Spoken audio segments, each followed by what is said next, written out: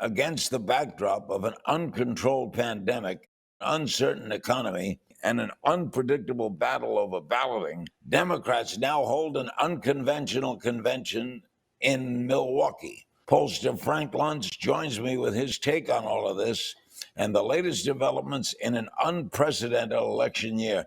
Frank, thanks. You recently said 2020 is the most difficult elections to survey. Why? Because everyone is so angry and so dismissive, and the council culture is alive and well. You got some people who don't want to participate in polling, and so they simply hang up or disconnect if you're polling them on the computer. You've got other people who don't want to tell the truth because they don't know who they're talking to, and so that makes them nervous about acknowledging who they're going to vote for. And third is that you got this tiny, tiny segment of the population, only about 6%, that haven't made up their minds, and they dislike everybody. So the combination of those three just makes this a nightmare for pollsters like me to try to give accurate, unbiased, real results. What does your poll say after today?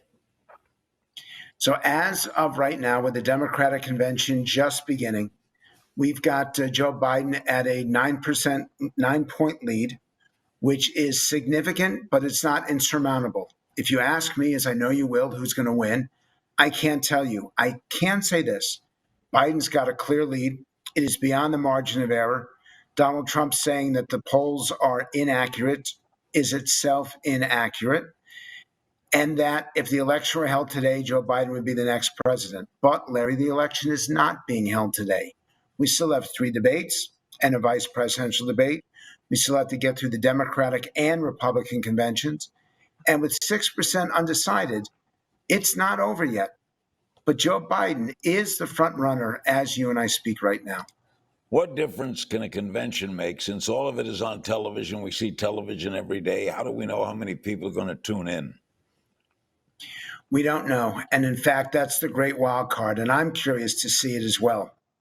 There's an advantage to this convention, which is that all the speeches are shorter, that we're going to see people that we've never heard of before, that there are going to be surprises every single day. I just saw moments before this interview that the Democrats have added Susan Molinari and Christine Whitman and Meg Whitman, and we were not expecting these. So these are Republican women, significant Republican leaders that are showing up at the Democratic convention. You do stuff like that every day. It gives people a reason to watch. However, because there aren't going to be the balloons, there aren't going to be the fanfare, there's not going to be that crowd excitement that we add to every sitcom, that we add to laugh tracks. Because that won't exist, I don't know how compelling it's going to be. So, Larry, I think that a lot of people, many millions of people, are going to dial into it, connect into it, watch on television. But I don't know if they're going to watch for the entire evening. How about the Republican convention? Same thing? I think it's going to be the same thing. They're going to have the advantage of going second. So they will know what they're going to respond to. And they're going to have the advantage of knowing the things that work and the things that don't. But they're at a disadvantage because in the end, culture supports the Democrats, the cultural community, the entertainment community. You're more likely to have surprise actors and writers and comedians and musicians showing up at the Democratic Party. And that makes it more likely that people will watch. But they're not watching, and you're not going to change a vote because Crosby, Stills, and Nash reunite or because Barbra Streisand does a song on TV. In the end, Larry, you vote because of what you believe in. You vote because of the conditions of the country. And if Donald Trump is wise and he delivers a speech that people aren't expecting, a speech that communicates across the aisle, a speech that doesn't just talk about what he's about, but where our country could go, because in the end, this election is about the future, not about the past, then he has a great opportunity. I just don't know whether Donald Trump will deliver such a speech. Has Kamala Harris been an improvement for the Democratic ticket? Yes, she has been. And the press around her has been remarkable. at a time when Joe Biden is criticized for not campaigning enough, and when Donald Trump is criticized for campaigning too much, and Mike Pence just does not seem to be a factor.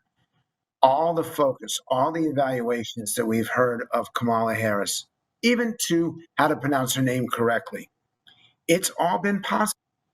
And but I remind you that if you and I had this conversation during the Democratic primary, she did not do well. She did not communicate well. She didn't, her debate performances were lacking, and she dropped out very early in the campaign. But it's like she's got a new life. And so far, so good for her.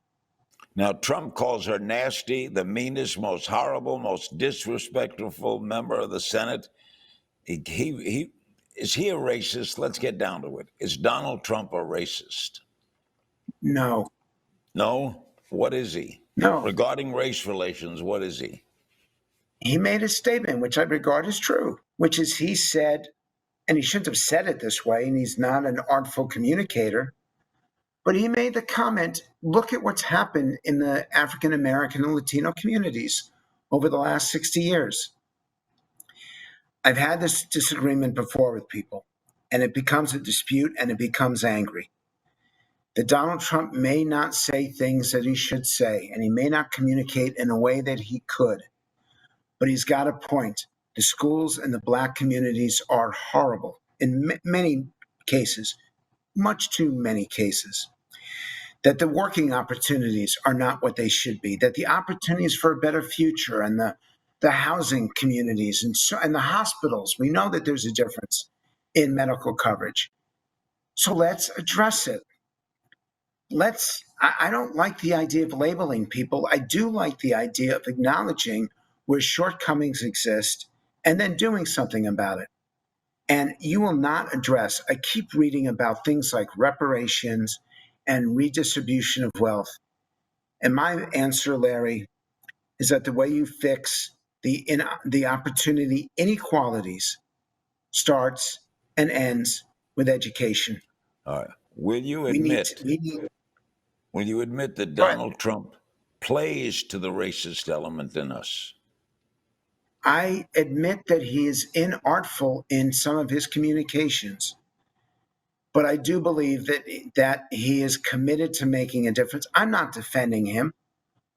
I will argue the same thing about Joe Biden, that Joe Biden has been inartful in his communications, but he's a kind and a decent and a respectful presidential candidate. He has a heart bigger than anyone that I know who's run for president since maybe Ronald Reagan in 1980.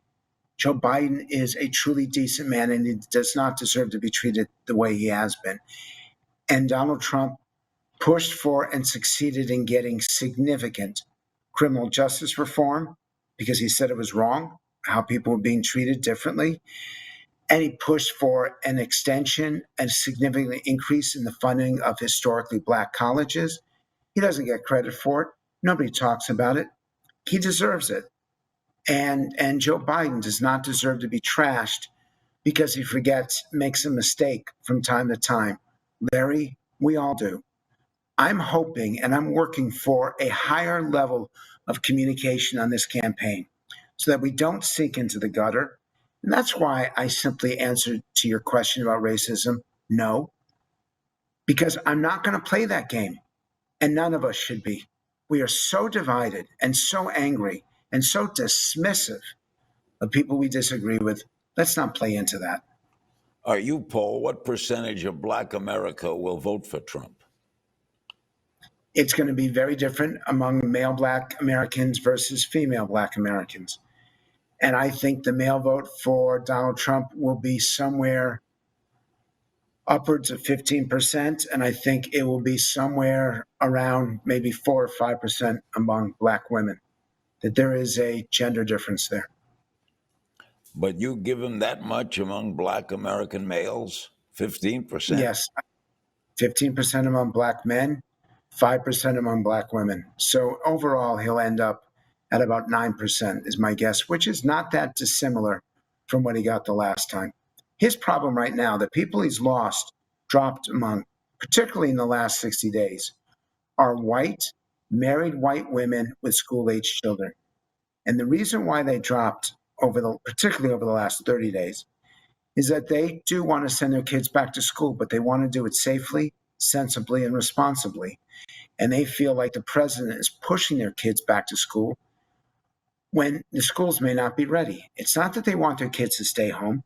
It's not that they want the schools to be virtual, but that they are desperate that if their kids are inside in an enclosed space, that space be safe for them and safe for the teachers and the other adults in the school.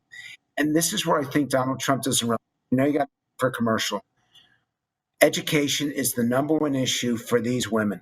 It's more important than COVID, more important than the economy. And he needs to pay attention to them if he wants their support. But when Trump says that he has kept middle-income housing out of low-income areas, that is a direct appeal to a racist element. There's no other way he could explain it. I've kept them out. Well, all you have to do is look in New York City. And I've been shocked at what Mayor de Blasio has done, taking over hotels in middle-class areas, in school areas. And I understand what you're trying to do. They need shelter. But what has been the impact of that? It has destroyed their communities. There has been crime and violence. There has been some of the most awful public displays that near schools, you got people that are now on the streets shooting up drugs, being drunk.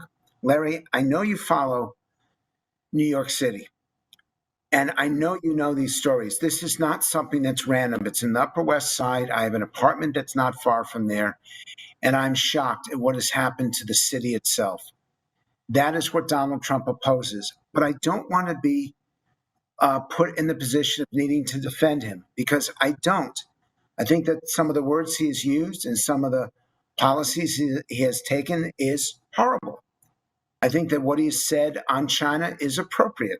I think that what he's tried to do with China, with our economy, is appropriate and should be applauded, because he put his own reelection in jeopardy.